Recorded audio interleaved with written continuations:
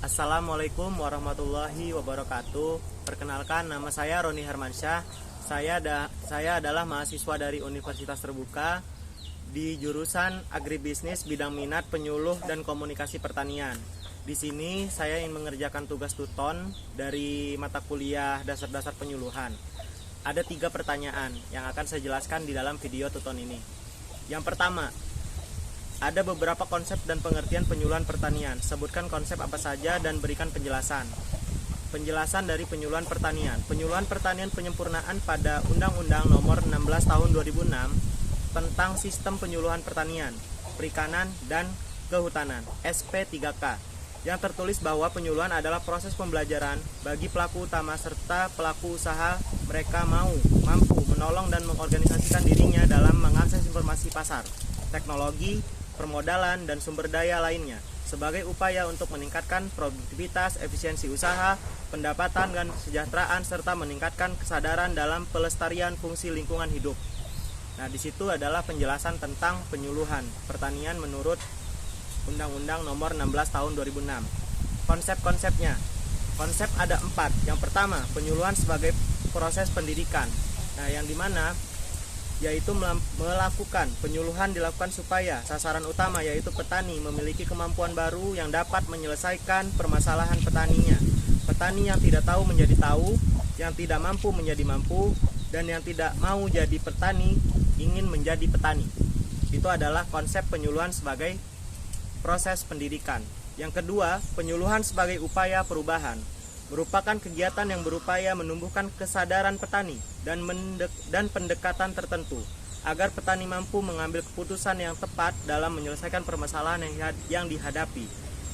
Itu adalah konsep kedua, yaitu upaya perubahan. Konsep ketiga, penyuluhan sebagai pemberdayaan atau improvement.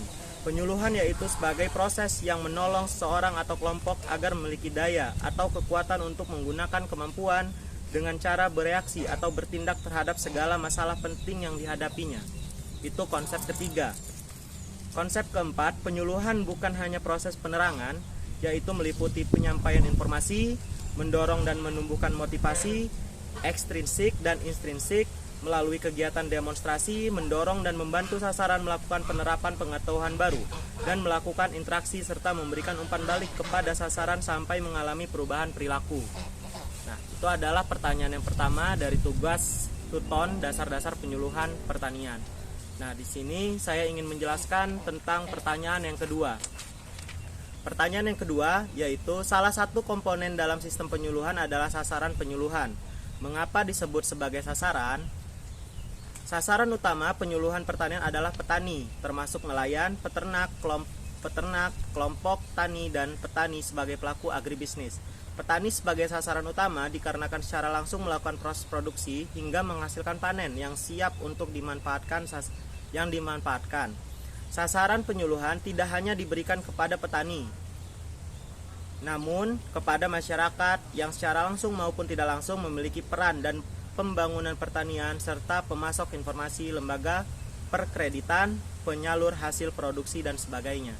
Nah, yang dimana pertanyaan nomor kedua ini adalah menjelaskan tentang sasaran, yang dimana sasaran itu bukan hanya kita memberikan penyuluhan atau inovasi terhadap petani, namun juga terhadap masyarakat yang mampu untuk menunjang keberhasilan sistem produktivitas pertanian, maupun dari sektor ekonomi, sektor pembelian, sektor penjualan, dan segalanya.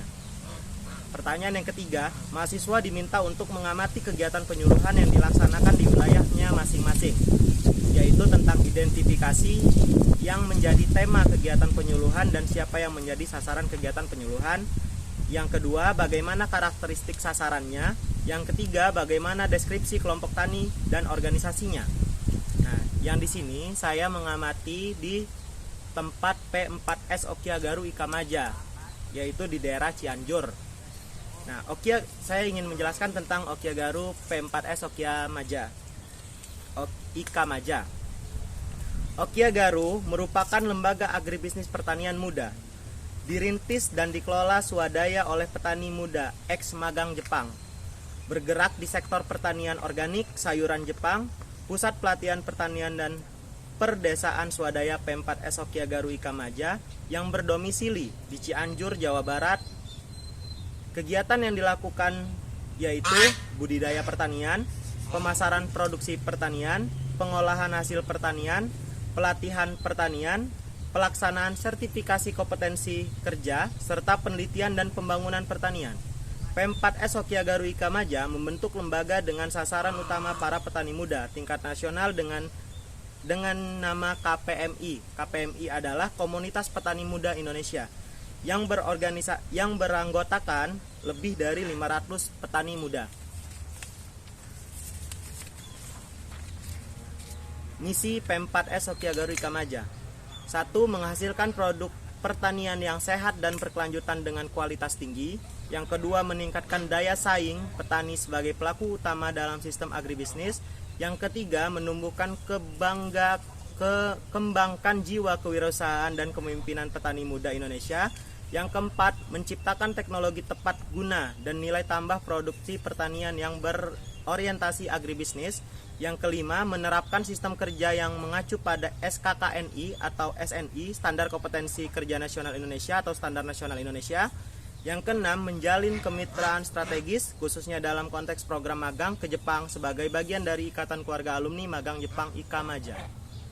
Fokus utama P4 Esokia Garu Ikamaja dikenal sebagai pusat pelatihan untuk budidaya sayuran organik, termasuk sayuran Jepang, penerapan praktik pertanian modern dan standar kualitas internasional, pengembangan sumber daya manusia melalui pelatihan, sertifikasi, dan fasilitas program magang petani muda Indonesia Jepang. Struktur organisasi P4 Esokia Garu Ikamaja. Yang ketuanya ada Agus Alin Nurdin SE, Sekretaris Yuki Aramdani AMD, Bendahara Mia Nur Hasanah. Divisi ada penyelenggaraan diklat, program evaluasi, ada humas dan kerjasama, ada konsumsi dan akomodasi.